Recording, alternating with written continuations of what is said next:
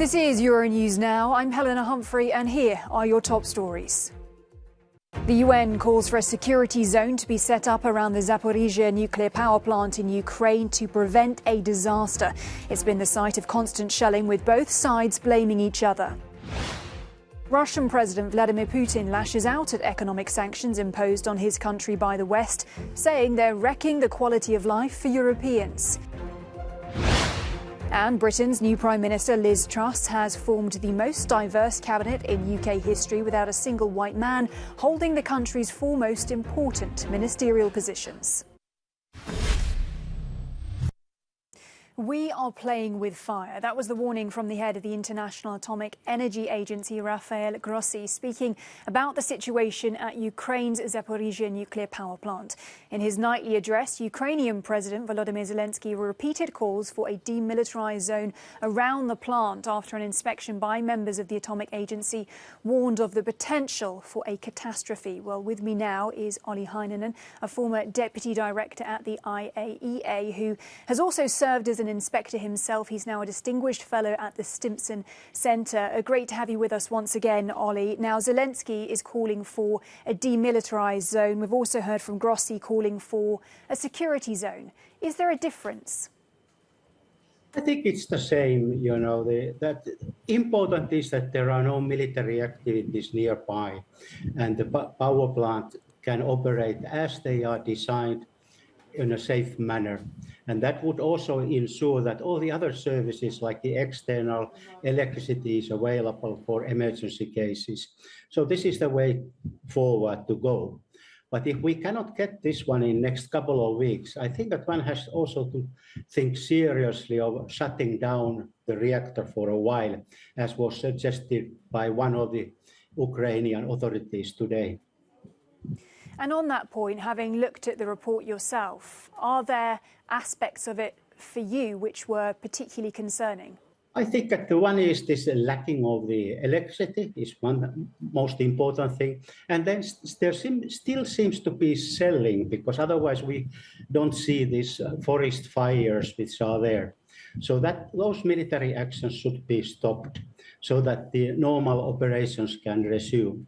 And then certainly, as Mr. Grossi said, there is a problem with the supply chain and supplies for spare parts and additional services. Those need to be restored. We see that the facility is currently able to run safely, but those parts are consumed and replenishment is needed. And then the third, and not the least, is the staff. They have been there since early March, working under stress. They are tired, they make very long days, much longer than you do normally. I also see that the number of workers is less than what should normally be. And then they have to think also about their families, which are in the nearby town, how we ensure that their welfare and that they have all the supplies.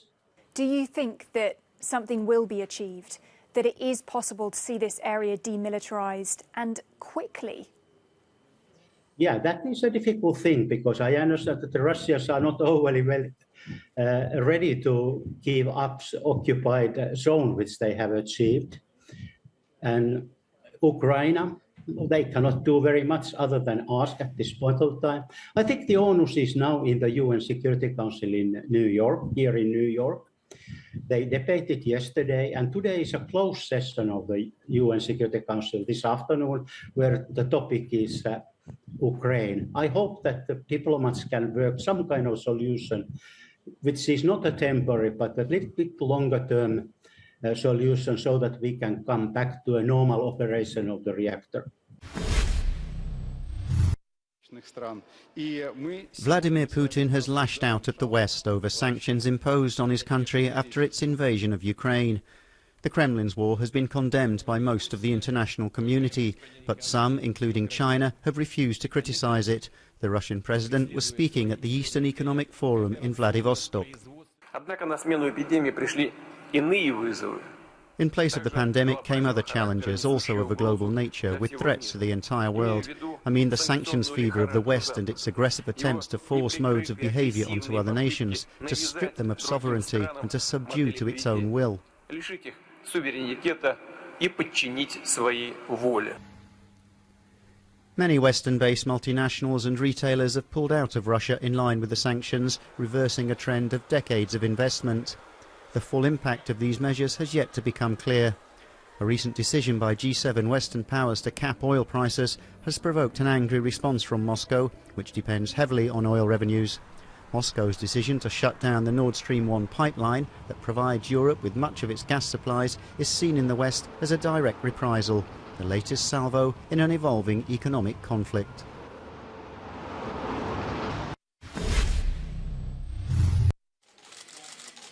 Estonia, Latvia and Lithuania are to restrict entry to Russian citizens over the invasion of Ukraine. The punitive measure, agreed at a meeting of Nordic and Baltic foreign ministers, is expected to come into force in the coming weeks. However, there will be exceptions for humanitarian or family reasons. National decisions are effective when they are coordinated and harmonised. In other words, we apply the same rules in all states, so that a person who has tried to enter one country and received a negative reaction, a refusal, would not be able to drive 200 kilometres north or south and cross the border successfully. At a recent EU gathering on the same issue, member states agreed to suspend a long-standing visa agreement with Russia, but stopped short of an outright entry ban. Some delegates at today's talks said that didn't go far enough. I think it's a provocation to see Russian tourists, for example, in the beaches of Europe or in the cafes of European capitals while they are bombarding Ukrainian cities and killing civilians and committing war crimes.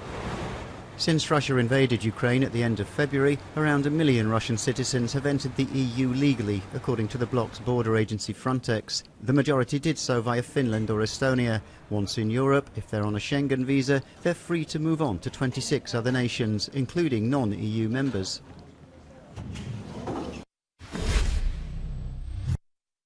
Over the last 24 hours, heavy fighting has taken place on the 3 fronts in Ukraine. In the north, near Kharkiv, in the east, in the Donbas, and in the south, in Kherson region. The difference being, in the regions of Kherson and Kharkiv, Ukrainian forces are on counter-offensive. Several geolocated videos further confirm that Ukrainian forces have captured territory in northern Kherson near the border with Dnipro region, namely around Olhene, Vysokopilya and Novovoznesenske. Russia's deployment of forces from Kharkiv and eastern Ukraine to Ukraine's south has likely enabled Ukrainian counterattacks of opportunity, which they have conducted in Kharkiv region near Balaklia. That likely drove Russian forces back to the left bank of the Siversky Donets and Serednya Balakliyka rivers. Multiple Russian sources acknowledged Ukrainian gains in Verbivka. Russian forces made incremental gains south of Bakhmut and continued ground attacks north, northwest and southwest of Donetsk city.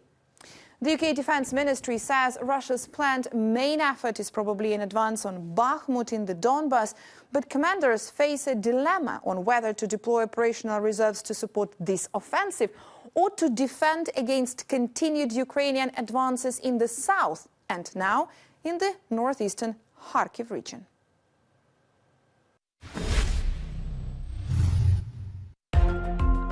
Syrian authorities say they have uncovered 24 kilos of crushed Captagon pills, hidden in the form of hummus bowls.